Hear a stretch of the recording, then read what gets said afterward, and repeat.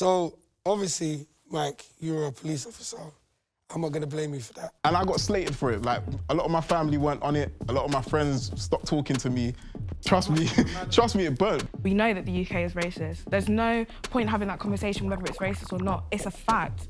And I think because the UK is in such a key stage 1 understanding of what racism is, we're not going to move forward at all. Boris put out the report, so you men are all wrong. Oh, yeah. Boris put out the report. The report is that Britain is not racist. Do not follow the mainstream media. Yes. Do not follow them, because they are leading you into hell. 9 minutes. A white police officer was on his neck for 9 minutes, and they showed us that if a white man was killed by police, do you think a white woman was killed by police, that they would show us that for 9 minutes? Yo, welcome to this Politics Joe special. A panel discussion looking at policing and racism in the year since George Floyd's murder. I'm Drillminister, and I'll be hosting the proceedings. I'm going to intro my guests. We have former police officer and Love Island contestant Mike Boateng. We have director Ken Fero, actor Kelechi Okafor, and co-founder of All Black Lives, Natasha Johnson. The first question I want to get into, guys, is what was your last memorable experience with the police? Obviously protesting last year, I think even when we had 100 people, there's probably 9 riot vans, just surrounding us. Obviously it's just it's a scare tactic, but also afterwards they're kind of because they've been releasing this policing bill, obviously. And one of the reasons was literally because we protested for 10 weeks over summer. So it's kind of meant that people in our organisation have been followed by Fed. So I live on a main road, and literally the police parked right outside my bedroom window, and you kind of can't do anything because you're if I go and approach them, they already know who you are. They just run your name in the system, oh, you've done activism, terrorism, or whatever they try to put it down as what I did. So it's just kind of intimidation tactics. They want you to stay in your house. I literally haven't protested since last year because I'm so scared of coming down to London and just it being an altercation, because I know that if we continue to go the way that we did last year, it's going to be a problem. Do you get what I mean? How about yourself, Kelechi? What was your last experience with the police? Mine's rather odd because I do workshops with the police, anti-racism, workshops and stuff. And, I've done keynote speeches at, their academies. The first question I ask them is, in this massive room of all of you that are about, you're about to go out into the police force, how many of you have ever considered, white people, how many of you have ever considered the fact that you're white? And most times it's just what? What do you mean? But then I ask the non-white people who are about to become police officers, and they're oh, girl, I've been knowing that I'm not white. And there's this kind of recognition that they all start having with each other, oh, I didn't know that was your experience. So how are you going to police communities if you haven't even addressed your racial kind of identity or your presence within said structures? So that's really what I put to them. I can't answer everything in an hour, but I can at least get them thinking about it. Touching on my own experience, I was obviously campaigning to be mayor before I got cut short. That was due to police, due to interference.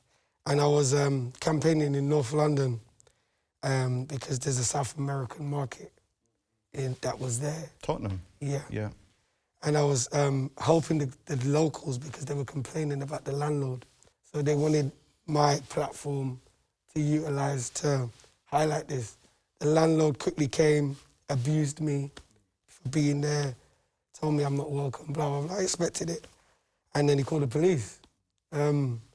I was treated as if I was going there to rob and do X, Y, Z. I was there with a camera team. I was there with people. It didn't make any difference. It didn't make any difference who I was or what I was there to do. And that was a very rough experience. I just got out of being arrested. And I was I'm here campaigning. How on earth is this? What is happening? But that was my personal experience. So, obviously, Mike, you're a police officer. I'm not going to blame you for that. We'll get into that. Yeah, He was a police officer, but now he's seen the light. Yeah, but As a former Fed. No, I don't think we should. I don't think we should go down that road. No. But your experience is rich for all of us. It's enlightening for me as a black brother to see another black brother that went down that road. I need to learn so I can learn from you. Maybe there's someone that might want to go down that path.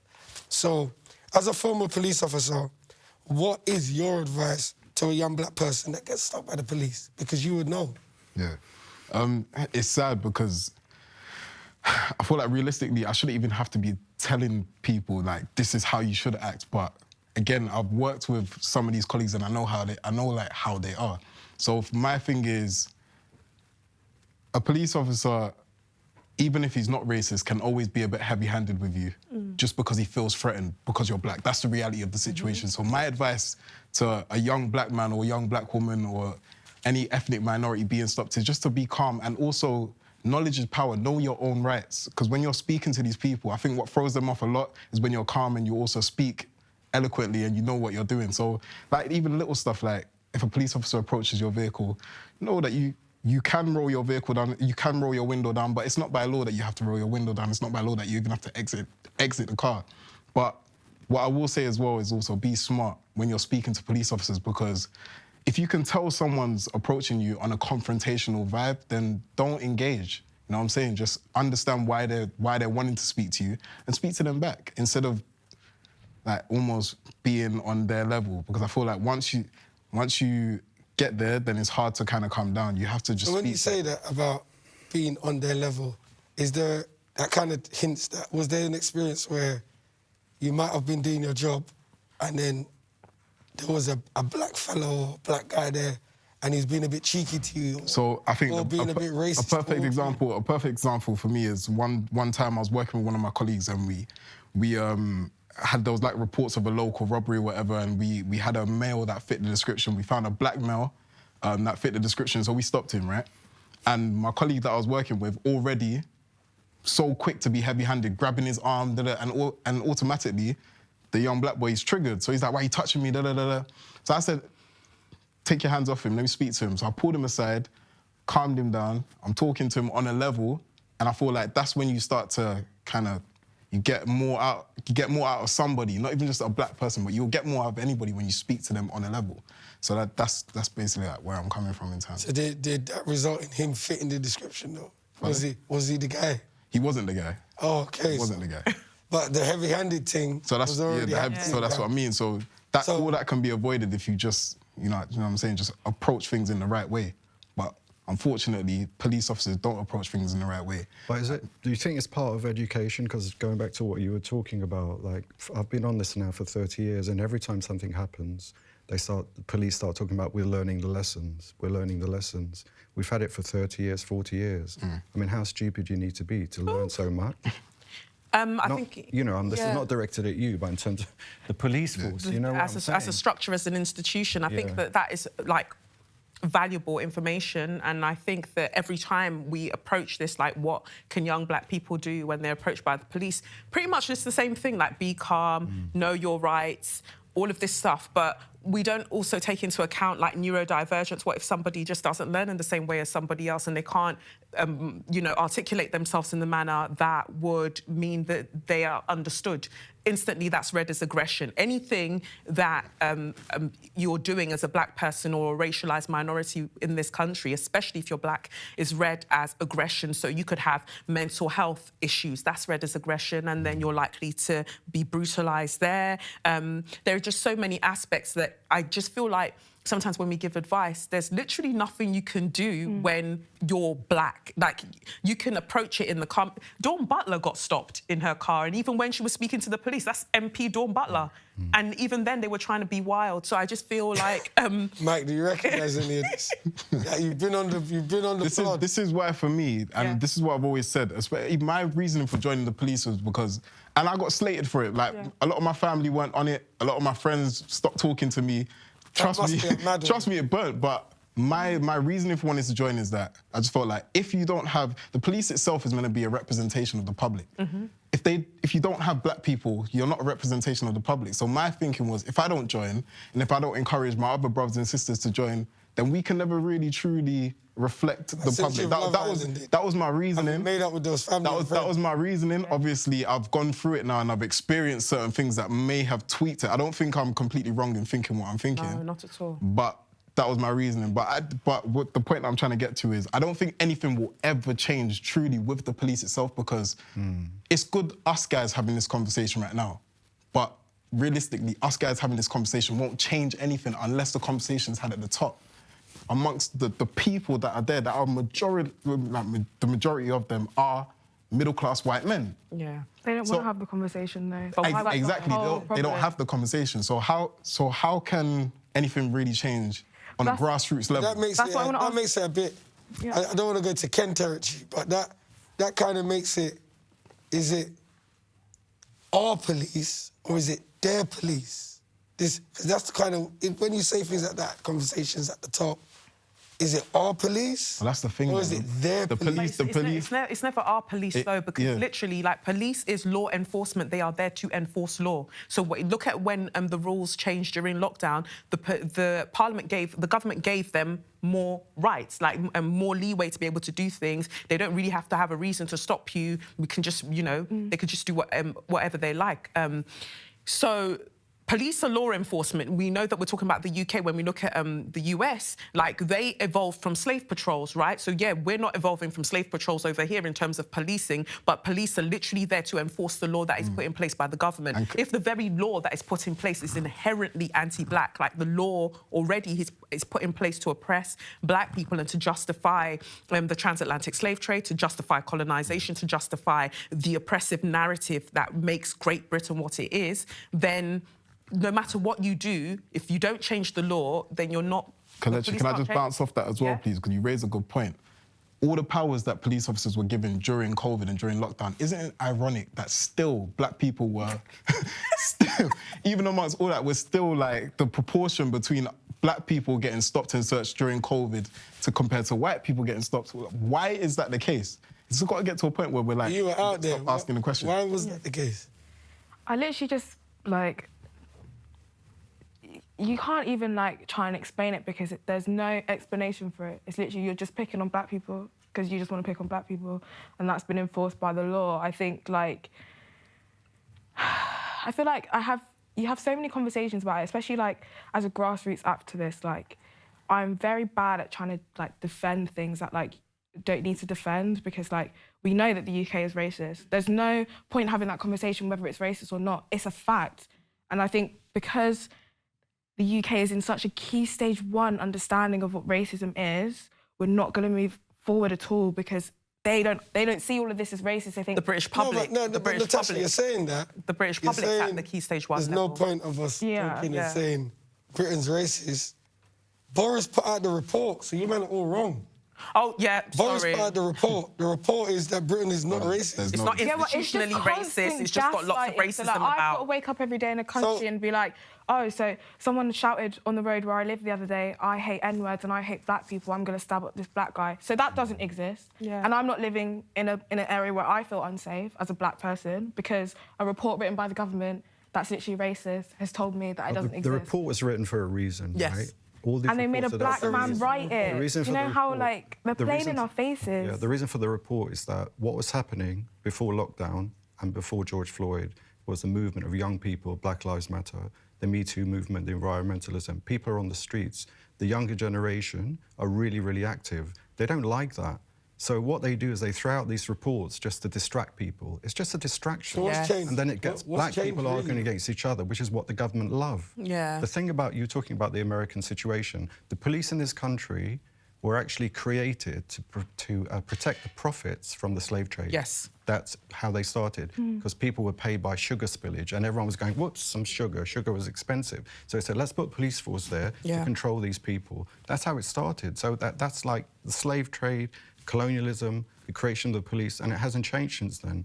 You know, we have to deal with police crime. So it hasn't changed? I feel like this activism changed things? I feel like all this... The only thing that I've seen that has changed is procedure. I feel like it's common practice now for businesses, police force to give lip service and say, this is what we're doing. Yeah. And we're doing X, Y, Z, so we want to recruit more black people, want to recruit more Asian people, businesses. It's just we've got our own little that won't make any difference. like little representation won't make any what's it even called? Like a little, I don't even know what to call it. A community section for all. Like they just put us all in one box and say this is what we're doing for black people. You guys have a discussion. I feel like in terms of procedure, it's changed, but apart from that, nothing's changed because we're here now talking about the same things we were talking about last year, 10 years ago, 15 years before that. Nothing's changed. But what I'm scared about is saying nothing's changed. Yeah. I said before, is it our police, because we are the community amongst black, white, Asian, is it our police or is it, like Ken saying, their police? Because I saw on the brother Giggs's Instagram yesterday this thing about little black kids being kidnapped. Yeah. And this is not in any news. This is not in Sky News. And a little black kid said he made it out of the house. He was drugged by some guy.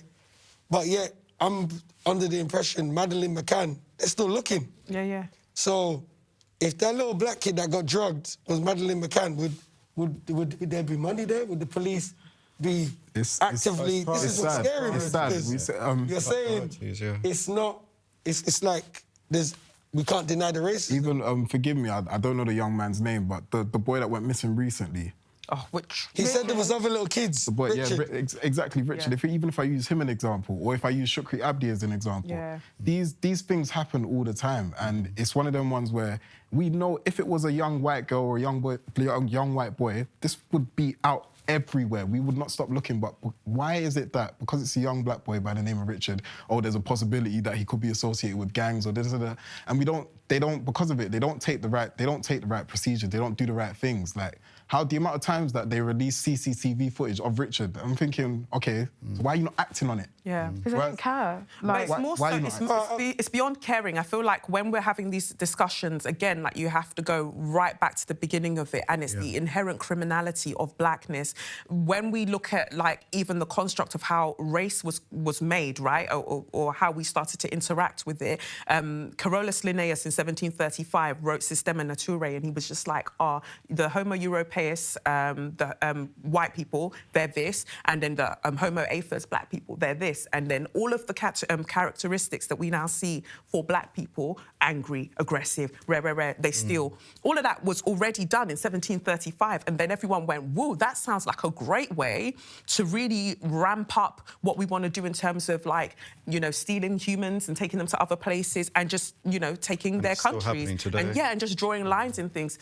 So we carried on with that. We used that basis, as well as all the other guys, the wayward guys that wanted to be part of the Enlightenment period, we used all of the information that they created to have the basis for science, to have the basis for medicine, to have the basis for all the institutions that we see in terms of even education. So education and the academia and then policing, everything feeds back to this one thing that said, white people are this and non-white people are this, but specifically black people are this. And that's carried on. So if you look at a young black child, you then have to consider the school to prison pipeline. A child can have learning differences. They're seen as disruptive instead of maybe they have dyslexia, maybe they have dyspraxia. So they're expelled.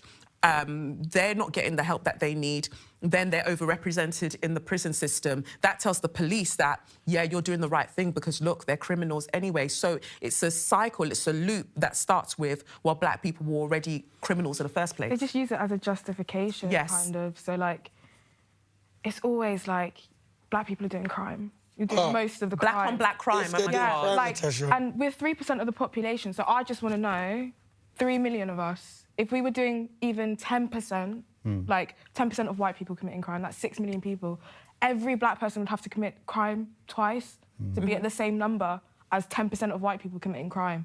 So I kind of just think, like, it doesn't make sense to try and justify these kind of things because it's nonsensical. It doesn't make sense. Just because we're black people, how are we more likely to commit crime? It makes no sense. But 48% of black people are living in poverty. So it's also about intersectionality. Is it class? That's what I was going to ask. So class is obviously a massive thing, but class is also linked to race. So you can't have a conversation about class without also having a conversation about race. Because black people are living mostly in working class, you know, situations, working class areas, especially in London. Like, okay, I don't live in London, but you're still facing, you know, racism and all the kind of things that trickle down from it. So I think you can't just say that it's a class thing. The media in this country have colluded with the government. Yes. With every single government. And the police. They've done it for 20, 30, 40 years. We made a film in 2001 that was released that covered Brian Douglas, Ibrahim Hussein. When that film was released, Channel 4, BBC refused to show it. They've refused to show it for 20 years. It's been shown all over the world, in America, in Africa, the Middle East, but not in this country. Because if they had shown that film, there would have been a change then. I'm sure of it. There would have been a conversation at least. Which like we people, need to have, like people we're having aren't, now. yeah, And people aren't this given the comes back to opportunity. my point as well about conversations itself, because I think, like I said, I think it's lovely that we have this discussion. Yeah. But until it's had at the top, like, and until there are black people, until there are ethnic minorities in those groups, it can't change because... It's But then not you don't about have putting ethnic representation minorities there. in that because group, though. no, it is because if our channel controllers, like you said, ITV, sorry, BBC, They're if not channel gonna get controllers there, are though. not black, It's not. if We went, Mike, if listen. commissioners aren't from Mike, you're ethnic- wrong. You're wrong. I'm sorry. Okay, so- I'll give you an example. When we made Injustice, we went to Channel 4. We had a black commissioning editor and a brown commissioning editor. They both told us there is no story there, there is no film there, there's nothing to be said about this.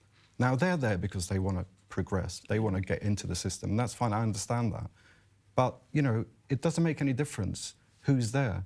And you said there was a black and a brown, right? They're the ones that said no. Okay, and that's two. Right? But they're the head of multicultural. You know, it's like the representational part. They say it's multicultural programming, so this is a film about black people, so you go there and you speak to those people. Those people say there's no story. Basically, are you saying if they'd have made that decision, that might have been their last decision? It's look, I'm not putting it on them because This is what I'm saying though, because it's the same. It's the same in every industry. When you're a black person and you're rising through the top, there has to be an element of compromise for you to get to where you Yeah, but you don't- but are. there your No, but this is whole- what I think, like, But- respectfully, it's a fallacy. It's a myth that we have to compromise. It's a myth that there's going to be some point that we get... Look at Leroy Logan within the police force. Like, he could only do so much, and he got very, very high within the police force. There's only so much that we can keep telling ourselves. Look at, again, let's use America just as an example, because that's the daughter of Britain, right? So we've got Kamala Harris as, you know, the vice president, and everyone was voting her in because, yeah, this black woman, she's going to be able to change this, she's going to be able to change that. What can she change within a white supremacist patriarchal structure? She can't change much. Exactly. And then all the compromise that you would have had to do along the way. To when get you get there. there, people are going to call their favours in because I helped you do that thing, so now you do this for me. So really, our only solution is, and as much as you're saying that we're having these conversations are the ones that's going to change. So can I things. ask you a question? Yeah. When it comes to institutional racism in the police, how would you then suggest, based on what you just said, how would you suggest that changes? Right, because I'm looking at community. I'm no longer looking at the police. And I tell them that when I do the workshops as well. I'm not looking at you lot. Like, I'll come and do this and say what I can because I'm hoping that it reaches at least some of you that I hear right now. But really, my focus is on, like, I want to have, like, community groups. I want to be doing things and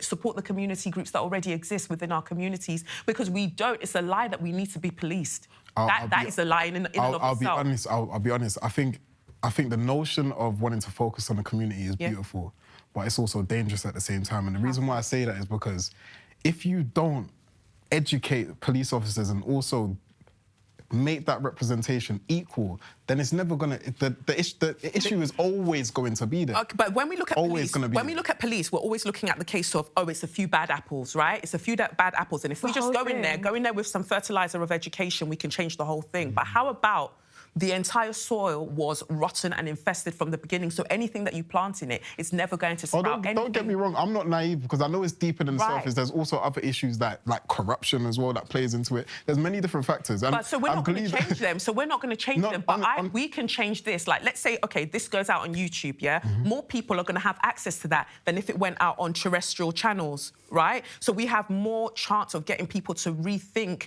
the things that they're doing. Look at the Super League. Yeah. How quickly people were able to act then. They were given the information was decimated, everyone got it in time, everyone took action, and quickly things were reversed. Well, that didn't happen up top, that happened on a ground level. Let's bring it back, guys. Let's bring it back. So, based on everything we've said here, why do we think the George Floyd situation resonated so much? Why did it resonate? Because people couldn't leave their house. Like, so many people have been killed since, so many people were killed before. As sad as it is to say, so many people have died since. What happened was that for the first time, a lot of people, let's call it white people, was feeling the impact of the state allowing or disallowing them to do things. So that made them start to think about structures. For the first time, a lot of white people had to start considering structures and how it impacted them. And that riled something up within them. And so they just happened to be there.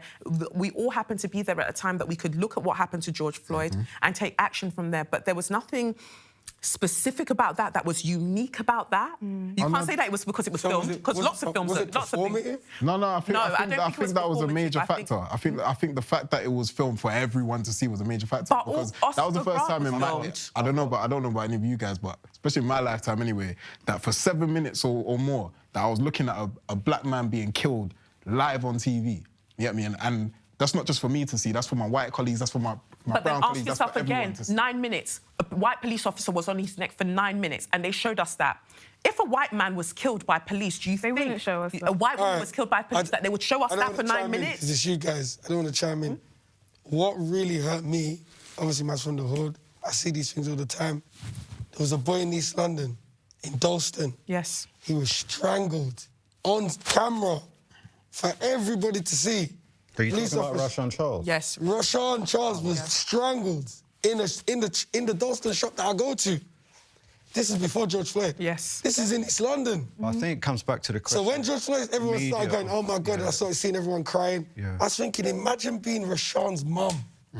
Imagine that, being Rashawn's mum. Rashawn's mum probably can't sleep because she can't believe over the water, people are marching, but her son died on the soil. Yeah. And you're saying it's the first time but you didn't even know about Rashawn Charles. That's the Shekel issue. Bayo. I feel so like many. because just like obviously from an activism standpoint, like it was something that I think, especially for young people, they didn't really understand the gravity of like, because like when we started protesting, they were confused. They were like, okay, so like why are you doing it in the UK when this is a US problem? And I'm like, are you seriously telling me that you haven't heard of, you know, all the other people that have been murdered in police custody in this country as well? I felt that as well, yeah. And I just kind of feel like it's not just ignorance, but it's suppression as well, because like they don't It's believe actually that. not, when you say that, it makes me realise it's not our fault. Because It's not our fault, but we people should are really also... not hearing about Rashawn Charles. That is scary. There's so many that they're not That's hearing right about. here. Historic It's not ones just like Rashawn, Sarah it's- Reid. You're not hearing about Sarah Reid, and again, something that had mental health. There's so many more. There's so many, Smiley Culture. There's so many, like, you're telling me that Smiley Culture stabbed himself, like he stabbed himself 9 times when you came and raided his house. But, you know, the police told us this. Mark Duggan, you told us that it was a lawful killing, so why did you end up giving money to his family? So there are so many things that are happening right under our nose. But again, like you say, it's active suppression, right? Which is why community focus is important. Because if we educate ourselves about the things that are happening and we all know what's happening, then we're less likely to be able to be But silenced. I think people know already what's happening. I don't think- Within the community, within the I community- think within the community, people know what's happening. I think, and this is a fact, that in this country, there have been over 2,000 deaths in police Yes. custody. Over 2,000. There's a figure going around at the moment, which is something of 1,000, whatever. 743. It's absolute nonsense, and Yeah. because the organisation that put that figure out started in 1990, Yes. so they started counting in 1990. What about you know, Assetta Sims? What about David Olawale and all the others that were killed beforehand? So just the facts. Once people have the facts, I'm sure, and I've got hope that there will be change. I know there will be change, and I know that because people know about the Mangrove 9. Yes. They know now because of that film. But people have known about Mangrove for a long time. That was 71. 81, the Bradford 12. 12 young Asian men defended right to self-defence, enshrined, and all-white jury found them not guilty of terrorism charges, which would have meant life. Then the Lawrence case, So there's been progress, because you were saying, has there been any change? There's been change. There's been change because people have organised, they've fought together in solidarity, black-led struggles with allies as well. And that's what has to happen now. The thing around deaths in police custody is like the final thing. And people say there's been no convictions. That's not true. There was a conviction in 1986, Henry Foley in Liverpool. The police officer got 7 years for manslaughter. Nobody knows about that. They don't know about that because it's But you're The saying police like things officer- like the Lawrence thing, like That's a whole obviously different for my ballgame. generation, Yeah. man hasn't really got 20 years to get a conviction, cuz. Nope. But this is why, again, if you kill my brother tomorrow, I want something going within the next 12 But months. this is why it's important to Man be... can't be waiting like Maureen Lawrence But that's doing why I think you protesting said for 20 years. community. This is why if he's you coming have back to the backing community of the community, then it's going to be easier to move forward. Yeah. So but we I can't think just do that's it there as already. black people. You have to have allies as well, because they're not just going to listen to us. Because how long have black people been saying in this country that we've been having injustice? But isn't that Get what's what I mean? changing now? And like you mentioned yourself, it was black-led students leading. Most of the people on those demonstrations were white people, young white people, right, who had just woken up, right? Yeah. And they're going to stay awake. Yeah. How do we keep them awake? How do we, radicalise It's hard them? to not to be frustrated, obviously, because course. you're like, well, you guys have only just had a year to wake up and feel bad about it. I've had You've 22 lived years Yeah, to but feel bad about it. you saw the black squares. What does that mean to When us? that whole thing was going on and, like, we led the protest in London and people that I lived with, they were like, I'm so sorry that, all the racism that happened to you when you were younger and we were there and we didn't say anything to you, but I just want to say now that I feel really bad. Okay, so it's taken you nearly 10 years to do that. Some Donny that you don't know in America got killed, and that's the only reason that you feel bad after, being involved in, shaping the way that I think about myself. It's taken, how long to, not have negative connotations about yourself because you're living in a country. But you've lived it, you suffered it. There's a war on, basically. It's an Yeah. unspoken war. And that's the thing. Every war is the same, whether it's Vietnam or Gaza or whatever. It's about hearts and minds. How do people who are in struggle win the minds, the hearts and minds of everybody? When it comes to the black squares, people posted that because they haven't been given the opportunity to actually engage with what it means to live in such a racist, colonialist country. They've never been given that. So for the first time, they were faced with pain.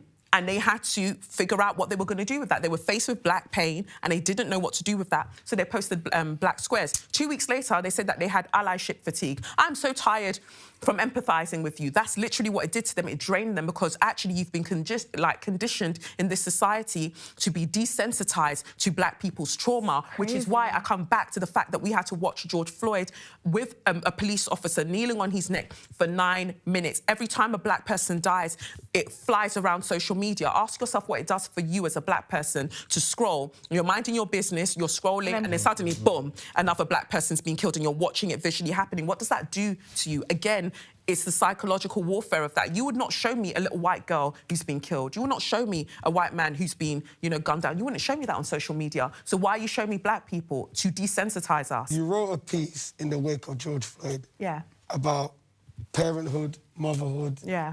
And I need to know, have your feelings changed since that piece, or...? So, I wrote that piece because I saw everyone out in the street and I was glad.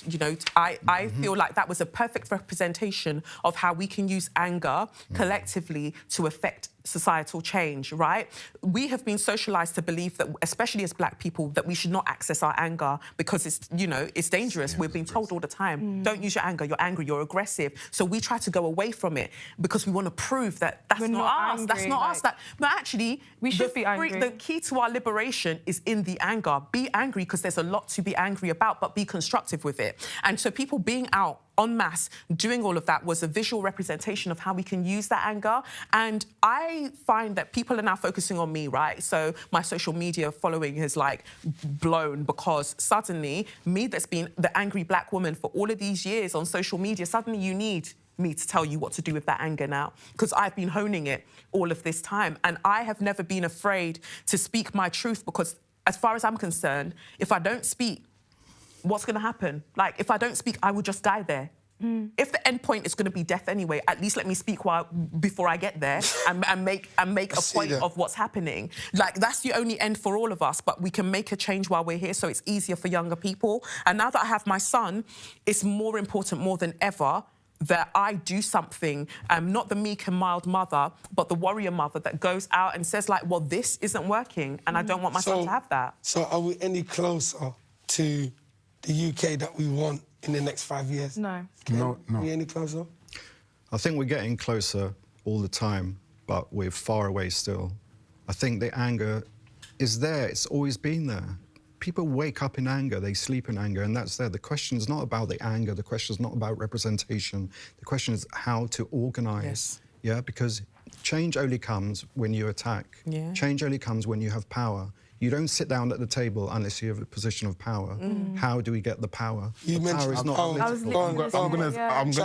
I'm gonna say no as well, and I'm gonna say a categorical no as well because a lot of people, a lot of the times, especially with the whole Black Lives Matter, we compare ourselves to the US and what's going on over there. Yeah, I've always said this, and this is even from my own experience working in the police and seeing how some of my colleagues operate. If UK police officers had guns, we would be dead. 10 times worse But they have got, than the US. They have got guns. We have specialised units, but not. But they it's still not. It's not for everybody. I've got to cut in here because on this, right? I was in the States, in Compton, in LA, with the Panthers. We showed Injustice. We had families there from the States, and they saw the film, and they said, "Boy, you've got it rough in London, in England." We said, "What are you talking about? With all the guns and everything?" They said, "Yeah, but here, I mean, apart from George Floyd that we saw, most of the shootings are just very cold. 48 bullets, 12 bullets, very distant." They said in the UK, it takes a lot Close of force. contact, That's yeah. even 12 minutes. even worse. Yeah. That's Neck even holds. that to me says that it's even worse because if they did have guns, then we wouldn't be looking No, to but use I don't force think it's or about, using I don't think it's tasers. They'd about be guns using and no guns. I think just it's think- about force. I think it's about violence. The police don't need guns if they've got. They've gotten they creative with it, yeah. Because they can do what they like. They know they can What's- kill. That's because they've been forced. broken They've necks. been So guys- forced to All be of that. creative with it. What's the one thing the past year's taught us? I live with hope because I can see in the young people in your generation and in your son's generation that there is going to be change. Yeah. It just takes time. It's a liberation struggle, and people have fought liberation struggles and they've won. They won in Algeria, they Yes. won in Vietnam, Yeah. they won in the States. The Panthers won, right? They may have killed most of them, put them in prison, but they still won. Yes. They won a victory, right? So we have that heritage, and we got to use that heritage, and it will happen in this country. And who's the one person to follow and get educated over this entire period that you, like, individually or go through? Mike, who did you feel? I don't know who I could specifically say someone who could educate me, but someone who I followed that was keeping me informed was Shaun King and his Instagram page and all the work that he's doing over there in the States, because it's like he's someone who was constantly, vocally, like even on his podcast, if you listen to his podcast every day, informing people, telling people what's going on. And even when you ask me like what's something that I've learned, the one thing that I've learned is now's not the time to be silent anymore. Now's the time to just keep talking about it, because if we don't stop talking now, it's just gonna die down. Yeah. And if we don't stop collectively speaking as well, it's just gonna die down. Natasha, I think from an all Black Lives Matter perspective. listening to, as much as it might be like, you know, allyship fatigue or whatever, listening to stories of Black people is the only way you're going to understand. It's the only way you're going to get it, because, like, as much as, like, you know, facts and statistics, you know, can make you feel better, we had police officers taking pictures of dead Black women and sending it to other police officers. Yeah. And, like, I don't understand, as another Nicole person, how you Smallman can and sit Bibba there Henry. and justify Yeah. that or say that that's something that, you know, is a one-off. They are systematically allowed to do that. And if you want to, you know, say that you're actively anti-racist and you don't agree with anything that's going on in America... Someone to follow. Yeah, I would say, like, same as... you going? I kept myself going. Really sorry. Like, big up myself for my podcast, Say Your Mind. Big up myself, because I've been documenting this, and I've been documenting everything from Shukri Abdi, every single thing. Every week I sit there and I put it out on the podcast, like, this happened, and this happened, and this happened. So I've been documenting it. So, you know, welcome to the people who have joined, and big up to the people that came before me that actually taught me the things that allowed me to do this, but also big up myself. Okay. I would say who not to follow. Do not follow the mainstream media. Yes. Do not follow them, because they are leading you into hell. Yeah? We're already in hell. Do follow, yeah, they're leading them into hell. Yeah. Certain people are in hell already. I'm talking about the people watching who want to get involved, right? Yeah. Do follow your elders. Yes. Right? Do follow your heart and your mind. If you follow your heart and your mind, yeah, and the elders, you'll be fine. There's a lot of stuff out there. Educate yourself. Educate yourself. Change will come, but it's down to every single person taking responsibility. Yeah? and follow, look at the work that migrant media have done. It's all there. We've been on it for 30 years. And there's lots of filmmakers, black filmmakers, historically in this country, that made the most beautiful, amazing, radical films. It didn't happen because the BBC decided to do small acts. It's been here for years and years and years. Find that stuff, find the history, find the struggle, and join it. And exhibitions are opening this month as well, not this month, in July as well, that covers like the Tottenham riots and things like that. So people should go to the exhibitions that are happening all around and get out. Get involved. We can get out now, so get out. And just protest, because there's going to be lots of protests, obviously, within the next week. Yes. And I think it is important, if you do see yourself as an ally, that you need to be there, because as much as saying like, oh, like, you know, I can't protest, but I'm doing this, but like, the ground is where there's people are nothing needed. else to do. Stop watching television. That's where it's needed. Like, you need those people so the government can think, oh my God, it's not just 10 black people just stood there, you know, making noise about nothing. It's all these other people who are also now seeing the injustices of this country. You can't just sit there and say, yeah, I sympathise with you and I get it. If you're not doing anything, like, black people shouldn't have to put themselves on the front line, because we've been doing that for ages, you know? It's time for allies and for other people to kind of be like, you know what, we see what you're doing and we understand it and we're an ally to you and we want to help you. And you say it all the time, right? Silence is violence. Yeah. I'm gonna call it a day. Yeah. I'm gonna thank every single one of you for coming along. Thank you. This was an informative talk, even for myself. Yeah. And I hope everybody that watches Joe, you've learned something today. We really appreciate it. And join the wonderful cast sometime again.